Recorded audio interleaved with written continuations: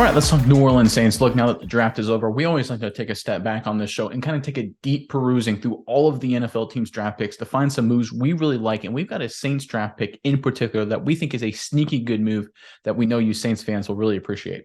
Yeah, Nick, I think this draft pick is going to be really great. The Saints fans are going to love it, and I think other players on the team will love it as well. Pretty special to them. But nonetheless, don't take our word for it. We want to hear from you, the fans. Tell us who was your favorite pick by the Saints in the draft.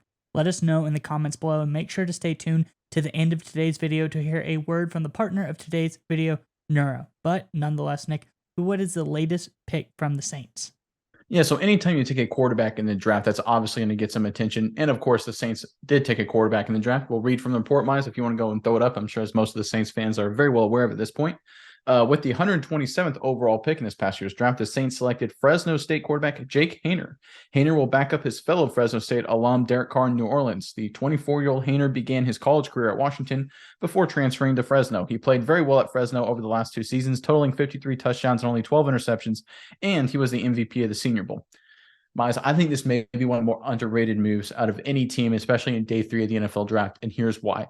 My personal opinion is that the quarterback position is just it's not evaluated correctly by any of the people in the NFL. People fall in love with physical upside. They look at an Anthony Richardson and they look at a Will Levis and they think in the top of their minds like, oh my goodness, he has the potential to be a Josh Allen. Now he could bust, he could be terrible and never be anything, and you'll flame out in 2 or 3 years. He could be a Jamarcus Russell, but he could be a Josh Allen. But that's where people get wrong because Josh Allen is great. I love Josh Allen. He's not even the best quarterback in his conference. I don't even think I think Joe Burrow is better. I think Patrick Mahomes is better. He's certainly not the best quarterback in the NFL. But when you look at what does win in the NFL, what does work consistently is quarterbacks who are smart, quarterbacks who are accurate, quarterbacks who understand how to read progressions, quarterbacks who understand how to avoid the pass rush, and quarterbacks who understand how to take care of the football. Those are the quarterbacks that have the highest upside. If you don't believe me, Tom Brady is all of those things to a T. He's the greatest quarterback of all time. Saints fans are very well aware of Drew Brees. He fell into that mold. Joe Burrow is very similar to that as well. How about the number 1 overall pick in the draft? Bryce Young is basically that kind of player.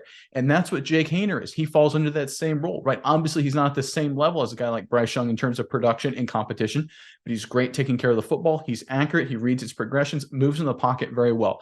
So his upside, everyone gets this wrong. His upside isn't a decent starter. Maybe he could win a role here and there. His upside is Drew Brees. His upside is Bryce Young. And his downside is he's a fantastic backup because he's a really smart player. I think a lot of teams really screw this up. They fall in love with the athletically gifted guys who can throw the ball 80 yards and run 4.40s. But really, the true high upside guys are the guys who are smart, the guys who are accurate, and the guys who know how to take care of the football. And I think Haener fits that to a T. And I look at this pick right here. Look, I'm not saying he's the next Tom Brady. I'm not saying he's the next Drew Brees. I think his upside is that, whereas a guy like Richardson, his upside isn't even to that level, and he went 6 rounds higher. I think this, or 4 rounds higher, I think. 193 picks higher, also, or let me get that right. 123 picks. There we go. Higher than Haener here. So I look at that situation right there, what the Saints have been able to do, getting a guy like Haener and bringing him to the fold. I think this is a really smart move by New Orleans. Miles, what are your thoughts on this? Well, there's a couple of things here, Nick. I think you hit a lot of them on the head. People aren't, evaluating it correctly at the quarterback position through the draft. Sometimes I think when you're looking at guys like the number 1 pick that really are clear standouts and it kind of like slaps you in the face, it's pretty easy, don't mess it up. Those are the ones that make sense. You think about the Joe Burrows of the world. You think about Bryce Young was probably the best quarterback prospect in this draft. But when you get down to the nitty gritty of it and you're going, physical traits over, the immeasurables, the intangibles, the game tape, I think people take that out of context. The perfect example and a comp that everyone's been giving the guy, I'm sure he's sick of it by this point, but Brock Purdy last year, Haener and Purdy have very, very similar skill sets, very similar tape coming out of college. They're both very productive. One thing else they have considered, in common rather, is they both scored very, very high on the S2 cognition test. Haener's number 2 overall in the class, right behind Bryce Young. Brock Purdy also reportedly scored very, very high on that test. So I think that shows his knowledge of the game, ability to get through reads quickly, all that kind of things. For people who don't know what the S2 cognition test is, it's kind of like a virtual reality thing. There's a bunch of different things flying at you all at the same time, and you have to call out different shapes or colors or whatever the case may be. That's a very rudimentary description, but more or less that's what it is. And Hayner's very good at reading field, very good at play recognition, and I think he's going to be a very similar kind of wake up call to the NFL like Brock Purdy was, where he comes out of nowhere and shows that he's a very, very capable quarterback, like you said, Nick. And the other cool thing is you say the comp to Drew Brees. He loved the Saints growing up. He loves Drew Brees. That's another really cool thing. And former quarterback Derek Carr also went to Fresno State. So there's a lot of tie-ins, a lot of wear your heart on your sleeve for the team. Your brethren from Fresno State is there. You're a big fan of the Saints. Grew up, probably idolized Drew Brees.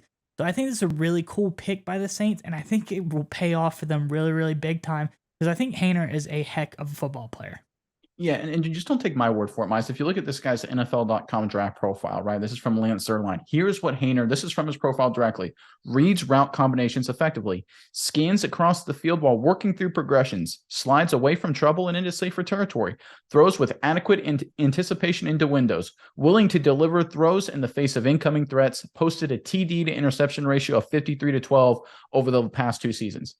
Miles, that's a starting quarterback in the NFL. That's a really high-level quarterback in the NFL. But for some reason, these evaluators really screw it up. People seem to forget that a guy like Brock Purdy can come in and take a team to the NFC Championship game.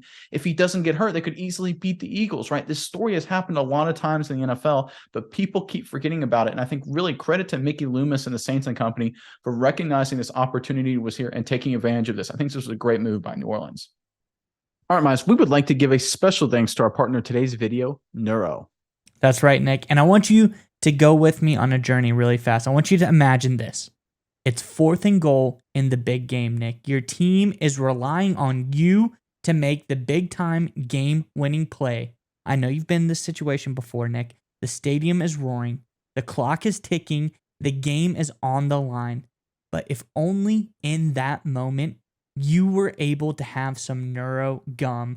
NeuroGum will help you stay concentrated, and it gives you a burst of energy without a nasty crash. That's right, Miles. Neuro has thoughtfully curated ingredients and does endless lab testing, which means that you can reach the right state of mind safely and consistently. That's the most important part. It gives you a clean burst of energy and focus without the jitters of coffee or any of those other energy drinks. That's right, Nick. And if you click our sponsor link in the description below, you can enjoy energy, calm, and focus whenever you need it.